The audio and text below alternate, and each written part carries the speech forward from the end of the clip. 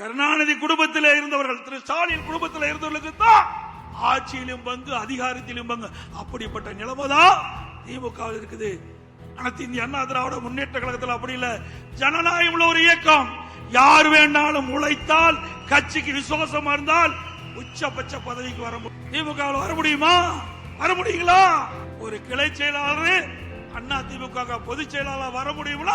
அண்ணா திமுக தான் வர முடியும். ஒரு கிளை செயலாளர் எம்எல்ஏ ஆக முடியும், எம்பி ஆக முடியும், அமைச்சர் ஆக முடியும், முதலமைச்சரே ஆக முடியும் அண்ணா திமுக தான். திமுக போல வாரிசு அரசியல் கிடையாது.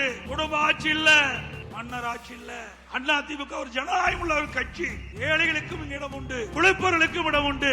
அவர்களும் எம்எல்ஏ ஆவார். கள்ளக்குறிச்சி சட்டமன்ற உறுப்பினர் என்ன மிட்டாமிராஸ் தாரா? பவானி சாகர் சட்டமன்ற உறுப்பினர் மிட்டாமிராஸ் தாரா? சாதாரண குடும்பத்தை சேர்ந்தவர், ஏழை குடும்பத்தை சேர்ந்தவர். அப்படிப்பட்டவர்களை எல்லாம் அண்ணா திமுகவிலே வேட்பாளர் நிறுத்தப்பட்டு வெற்றி பெற்று அழகுபாதிக்கின்ற கட்சி அண்ணா திமுக. அடுத்த ஆண்டு நடைபெற்ற சட்டமன்ற பொதுத் தேர்தலிலே இங்கே வந்திருக்கிற பல நிர்வாகிகள் வேட்பாளராக வருவதற்கு வாய்ப்பு உண்டு என்பதை இந்த நேரத்தில் தெரிவிக்கிறேன்.